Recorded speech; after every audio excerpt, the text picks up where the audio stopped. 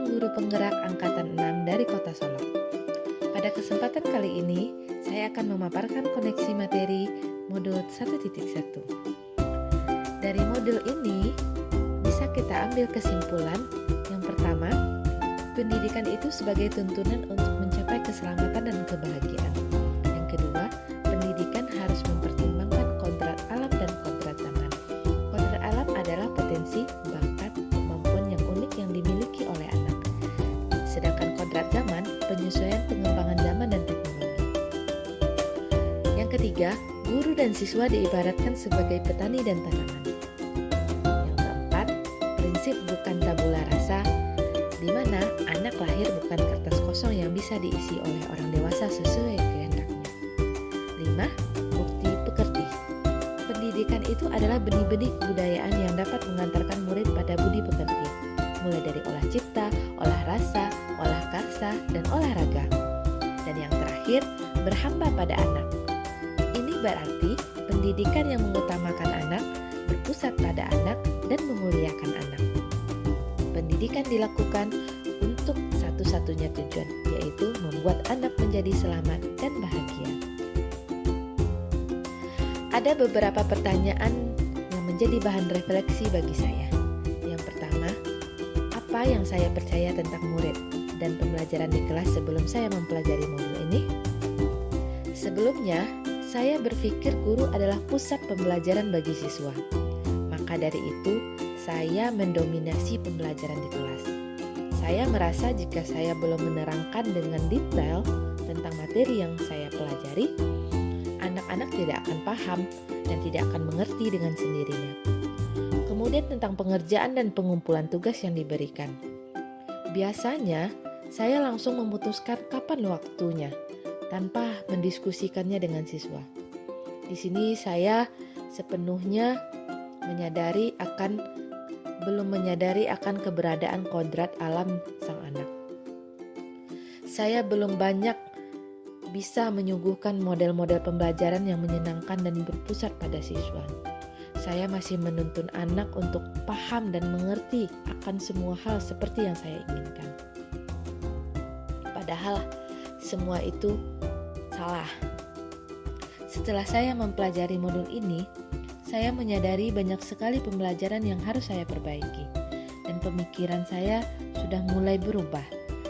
Dan perbaikan itu harus saya mulai dari diri sendiri. Pemikiran saya berubah, yang awalnya suka menuntut, sekarang menjadi menuntun, sesuai dengan semboyan pendidikan yang digagas oleh KHD. Ingar Susontolodo, Ing Madya Mangunkorso, Tutwuri Handayani. Dimulai dari diri saya sendiri terlebih dahulu. Di depan sebagai teladan, saya harus memberi contoh yang baik.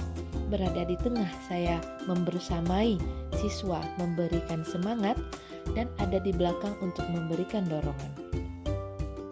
Perlahan saya mulai menerapkannya. Saya berusaha menciptakan pembelajaran yang menyenangkan yang berpusat pada siswa. Berdiskusi bersama, mendengarkan usulan, dan mencari solusi terbaik dalam penyelesaian masalah. Di samping itu, saya juga membuat kesepakatan bersama dengan siswa. Kapan waktu yang kita sepakati untuk pengumpulan tugas dan lain sebagainya. Saya memberikan ruang dan waktu untuk siswa dapat mengeksplor minat, bakat, dan kemampuannya, serta berkolaborasi dengan kelompoknya dalam proses pembelajaran. Lebih merdeka dengan konsep pembelajaran seperti yang dicontohkan oleh Ki Hajar Dewantara. Saya berusaha lebih sabar dalam membimbing, mengenali lebih dalam karakter dan latar belakang siswa, keluarganya, serta lingkungannya. Lanjut berikutnya pertanyaan yang ketiga, apa yang bisa segera saya terapkan lebih baik agar kelas saya mencerminkan pemikiran Ki Hajar Dewantara? Nah, yang pertama, sebelum setiap memulai kegiatan pembelajaran, saya mengarahkan siswa untuk berdoa dan mengaji terlebih dahulu.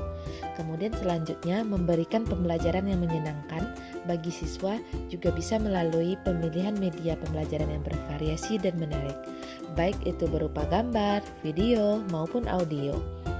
Kemudian bisa juga berbasis permainan dan bisa juga memanfaatkan teknologi canggih. Perubahan ini memang harus kita mulai. Kalau bukan kita, siapa lagi? Kalau bukan sekarang, kapan lagi? Nah, hal pertama yang saya lakukan dalam perubahan ini adalah berliterasi. Ibarat seorang petani, maka saya harus berliterasi tentang teknik menanam dan menghasilkan tanaman yang baik dan berkualitas.